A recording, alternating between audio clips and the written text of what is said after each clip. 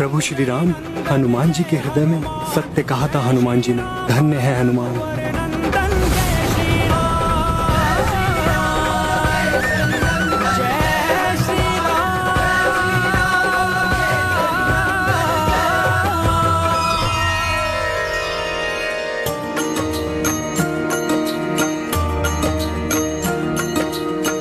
जिस विध दिन कर्म प्रकाशा, सो कपिउर मह राम निवासा। अवध बिहारी श्री रघुराई, रोम रोम बजरंग बसाई। राम सिया राम जय हनुमान। राम सिया राम जय हनुमान।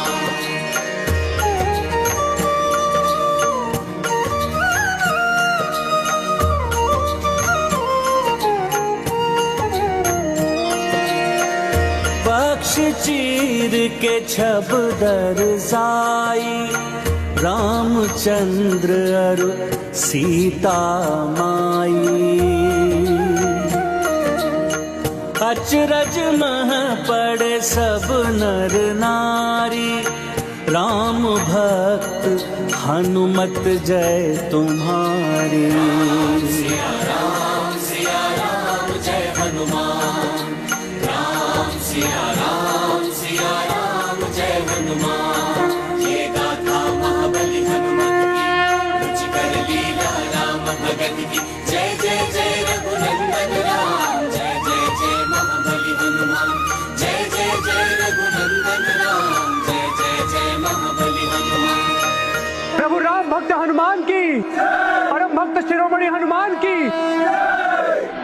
इस सृष्टि के समस्त इतिहास में भूत, वर्तमान और भविष्य में हनुमान जैसा राम भक्त ना ही हुआ है और ना होगा। प्रभु भक्ति और श्रद्धा के सर्वोच्च प्रतीक हैं हनुमान।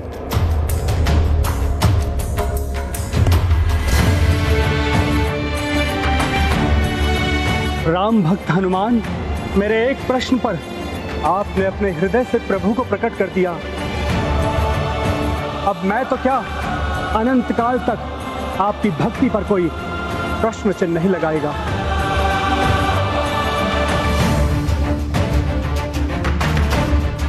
आपके हृदय में राम, आपकी आत्मा में राम, आपके रोम रोम में राम है। पूर्ण रूप से श्री राम में हैं आप। ये आज मेरे ही नहीं, इस संपूर्ण संसार के समक्ष प्रमाणित कर दिया आपने। आप धन्य हैं हनुमान।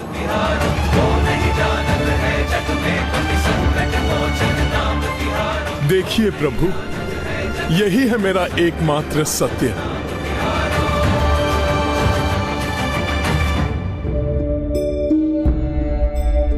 स्वामी,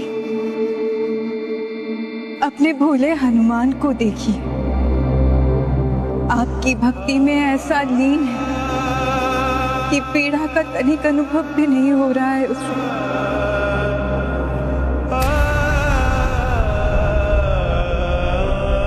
हे त्रिदेव,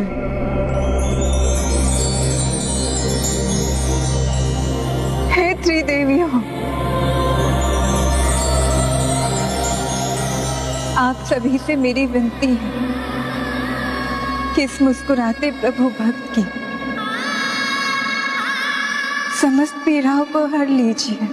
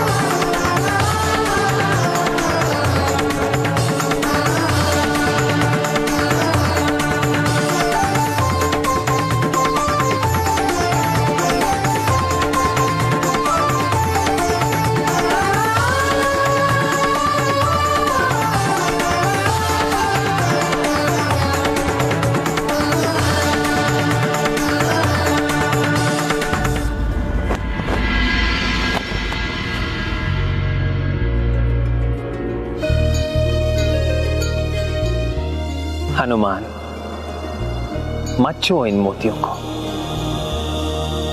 छोड़ दो इन्हें। तुमने सत्य कहा था, ये मोती कितने ही अनमोल क्यों ना हो, परंतु आज राजसभा में तुमने अपनी भक्ति, अपनी श्रद्धा के जो मोती बिखेरे हैं, उसके सामने इन अनमोल मोतियों का भी कोई मोल नहीं। हनुमान,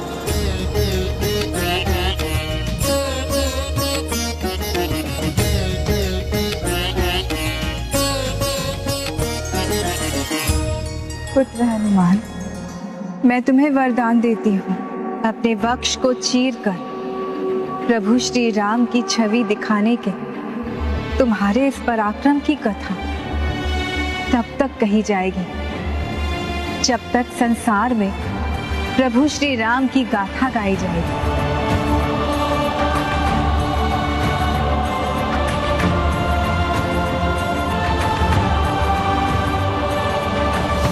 अर्थात प्रलय काल तक इस घटना का उल्लेख अनेकों प्रकार से होता रहेगा।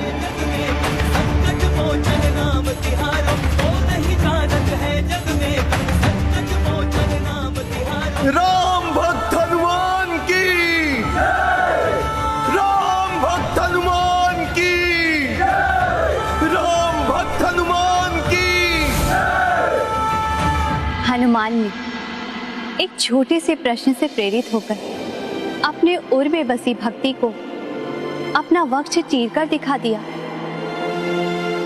अर्थात जिनकी सोच में भक्ति हो उनके मन में राम मिल ही जाते हैं, एवं जिनकी सोच में खोट हो उनके हृदय से रावण रूपी राक्षस ही उत्पन्न होते हैं।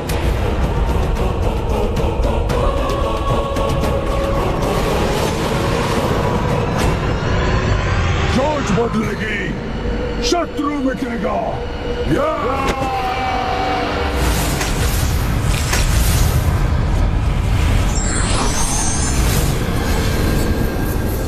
निशाचरी सोच का संचार करने, शत्रुओं का संहार करने आ गया निशाचर निकुंभ।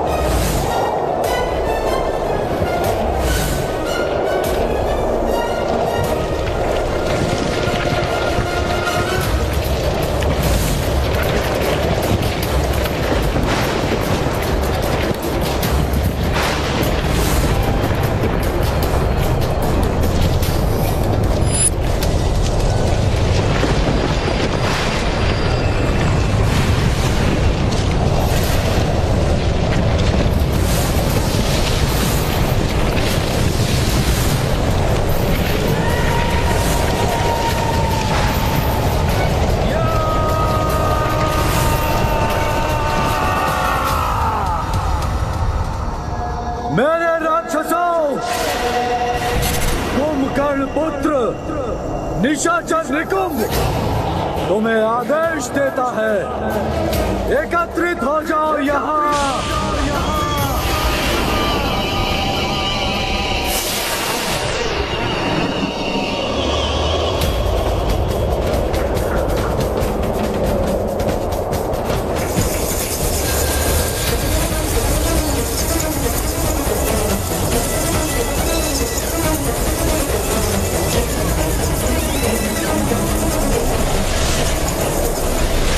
एकत्रित हो जाओ यहाँ।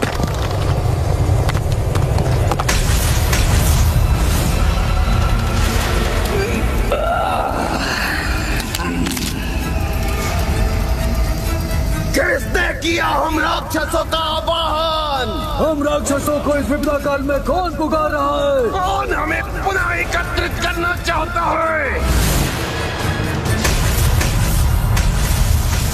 वो आ गया जिसकी हमें प्रतीक्षा थी, जो पुनः राक्षसों का उद्धार करेगा। देखो, ये संकेत देखो।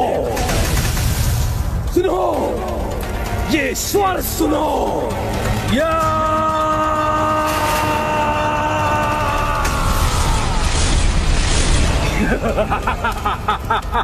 वही रक्षा करेगा हमारी। शीघ्र चलो उसके पास।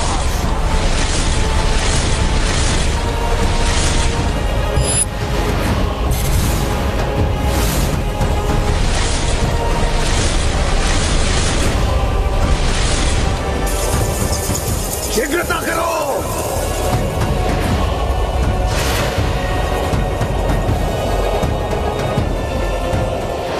प्रभु, आज आपने राज्यभार संभाला है। इससे बड़ा उपहार भला कहां मिल सकता था मुझे। प्रभु, मेरी तो मात्र इतनी इच्छा है कि जिस राम राज्य की परिकल्पना आपने की है, मैं उसकी स्थापना में अपना योगदान दे सकूं, ताकि संसार के कोने कोने में विस्तार हो राम राज्य की सोच का।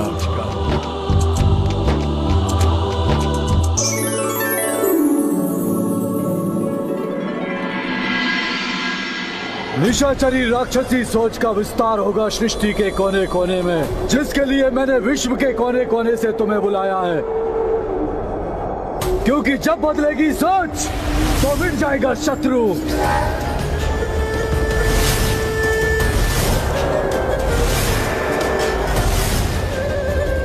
वही छल करेंगे हम, उसी कपट माया को अपनाएंगे हम, जिससे विष्णु ने त्रिपुरासुरों का अंत किया था। तारकासुर के 3 पुत्र विधुनमति, तारकाक्ष और कमलाक्ष त्रिपुरासुर राक्षसों के 3 महानायक थे,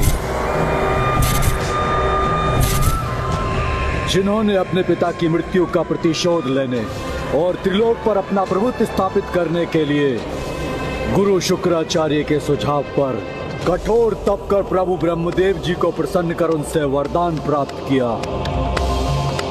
फिर आकाश में स्वर्ण दुर्ग से तारकाक्ष स्वर्ग पर, पृथ्वी और आकाश के मध्य रजत दुर्ग से कमलाक्ष धरती पर, और धरती के नीचे लोह दुर्ग से विंध्यामती पाताल पर राज करने लगे। और इनके राजकाज में हम राक्षसों की समृद्धि दिन दूनी रात चौगुनी बढ़ने लगी। परंतु दुष्ट देवताओं से ये ना सहा गया और वो दौड़े दौड़े शिव के पास गए। परंतु शास्त्र विधि से शिव भक्ति करने वाले राक्षस कुछ भी अनुचित नहीं कर रहे थे, इसलिए देवताओं को महादेव के पास से रिक्त हाथों वापस लौटना पड़ा। फिर निराश हताश देवता मायावी विष्णु के पास गए। उन्हें ज्ञात था कि जब तक त्रिपुरासुर धर्म और सदाचार के पथ पर अग्रसर रहेंगे, उनका विनाश नहीं हो सकता। इसलिए उन्हें नष्ट करने के लिए उनकी सोच बदलनी होगी, जिसके लिए अपने महल से विष्णु ने एक मायावी अस्तित्व को रचा।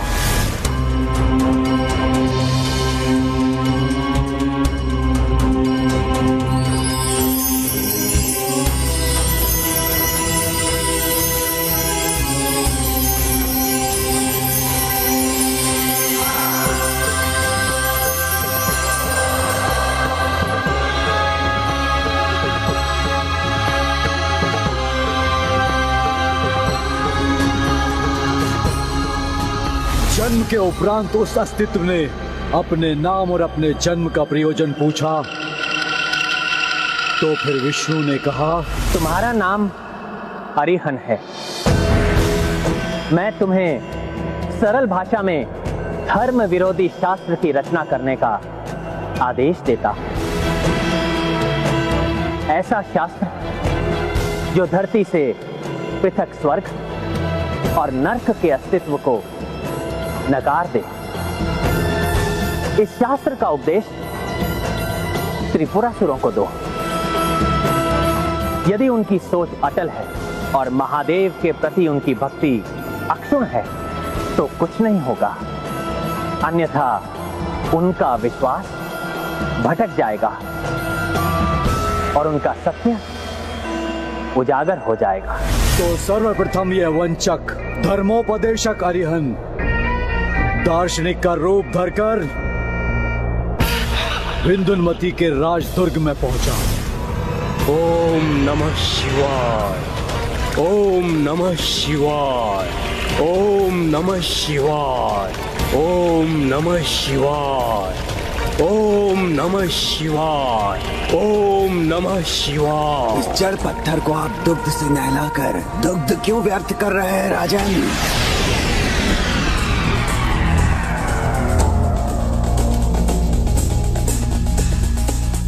अगर दुग्ध बहाने की इतनी ही इच्छा है तो स्वयं दुग्ध से स्नान कीजिए। सुख भोगिए राजन, सुख। नहीं तो दुग्ध का मिष्ठान बनवाकर उसका आनंद उठाइए।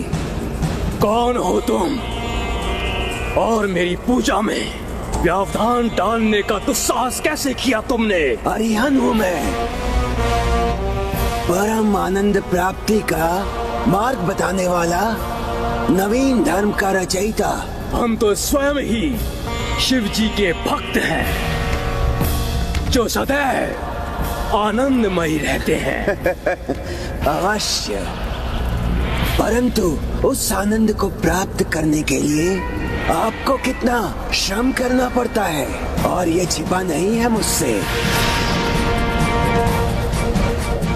परंतु मेरे पास सुख भोगने की ऐसी कुंजी है जो मनुष्य को बिना श्रम के ही सुख सागर में डुबोकर तृप्त कर देती है।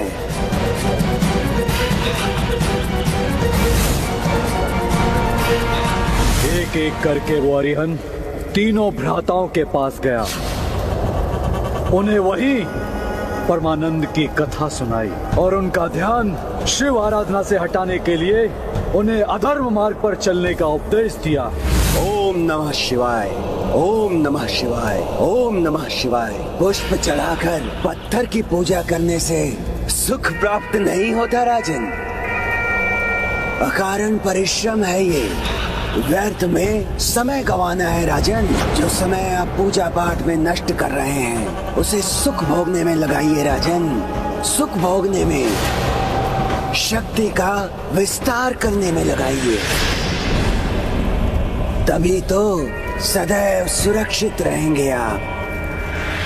मेरे बताए हुए मार्ग पर आप चलेंगे तो आपके समस्त सुख द्विगुणित हो जाएंगे राजन।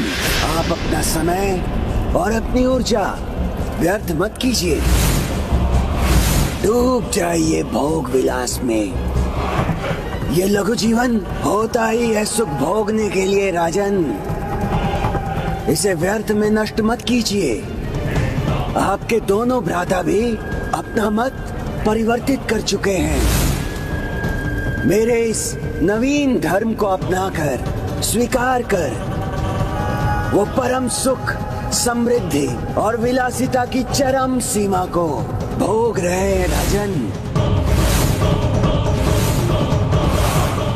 तब हम भी आपके नवीन धर्म को स्वीकार करते हैं। तब तो हम भी आपके नवीन धर्म को स्वीकार करते हैं। तब तो हम भी आपके नवीन धर्म को स्वीकार करते हैं। विष्णु की सिखाई अरिहन की ये छलयुक्त सीख त्रिपुरासुरों को तर्क संगत लगी। उसके लुभावने विचार सभी ने अपना लिए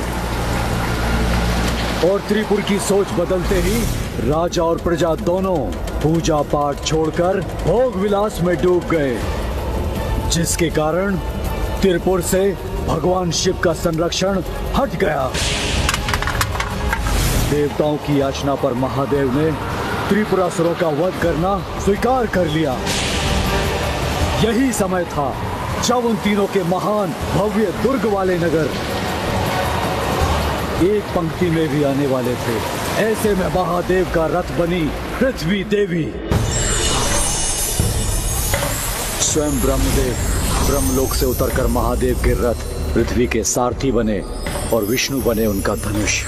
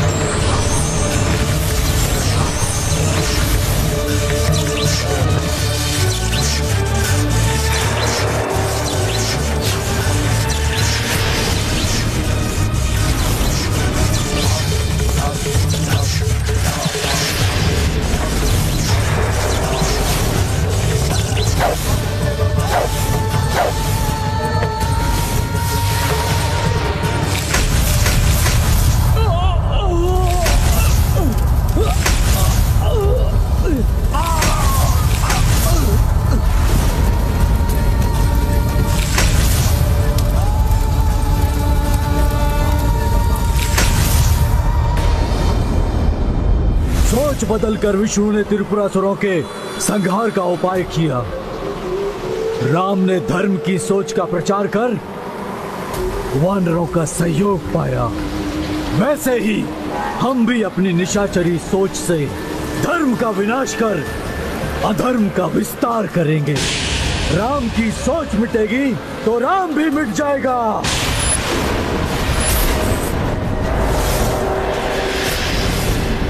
इस राम का अस्तित्व तो तभी तक है जब तक मैं हनुमान के समान सबके हृदय में अपना स्थान बनाकर उनकी सोच का हिस्सा बना रहा हूं।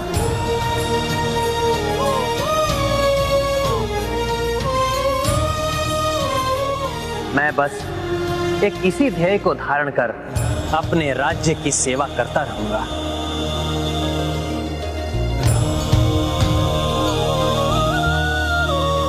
सियावर रामचंद्र की, सियावर रामचंद्र की, सियावर रामचंद्र की। मर्यादा पुरुषोत्तम श्री रामचंद्र की, मर्यादा पुरुषोत्तम श्री रामचंद्र की, मर्यादा पुरुषोत्तम श्री रामचंद्र की, मर्यादा पुरुषोत्तम श्री रामचंद्र की। आज जहाँ जहाँ राम की जय जयकार हो रही है, वहाँ वहाँ कल हमारी जय जयकार होगी। हमारी जय जयकार होगी। हमारी जय जयकार होगी। हमारी जय जयकार होगी। हम उनके शरीरों पर नहीं, उनकी आत्मा और विचारों पर, उनके मन पर आक्रमण करेंगे। अयोध्या में धर्म पर आधारित राम राज्य स्थापित होगा।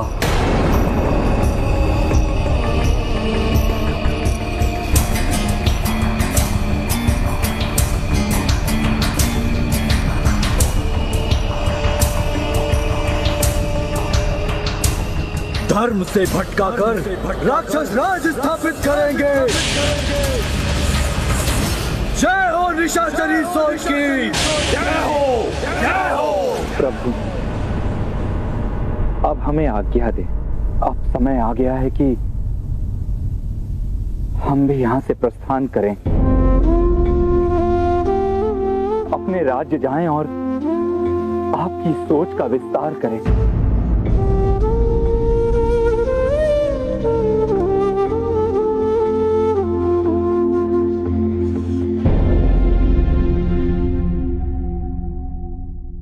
प्रभु, यहाँ आकर आपको देखकर जो कुछ सीखने और समझने का अवसर प्राप्त हुआ, उसके परिणाम स्वरूप हम अपनी प्रजा की अच्छी सेवा कर सकेंगे। प्रभु,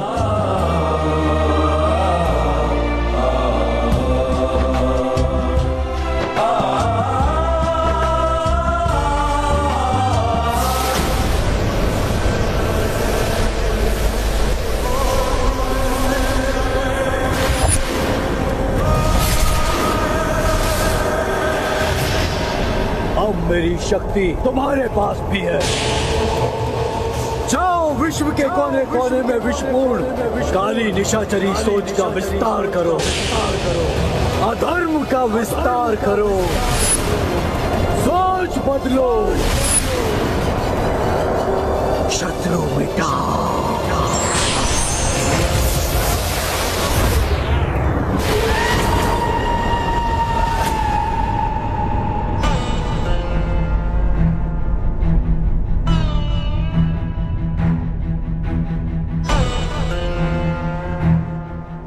समय हो गया है, जाना अनिवार्य है।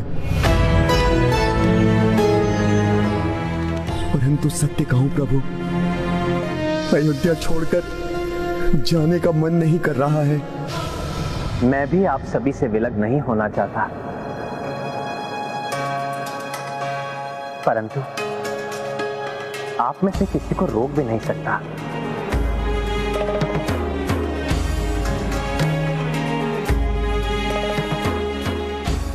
क्योंकि हम सभी का अपने अपने प्रजाओं के प्रति एक दायित्व है, जिसे निभाने के लिए हमें वहां होना आवश्यक है। इसलिए अपने अपने राज्यों का जो पदभार आप सब पर है उसे निभाने के लिए तो आपको लौटना ही होगा।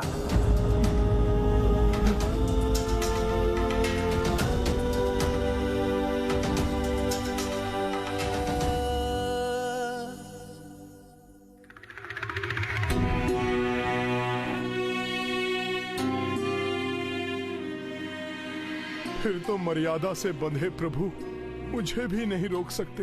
हनुमान, तुम महाराज सुग्रीव के मंत्रिमंडल के सदस्य हो, इसलिए तुम भी अपने दायित्व से बंधे हो, इसलिए चाहकर भी मैं तुम्हें नहीं रोक सकता।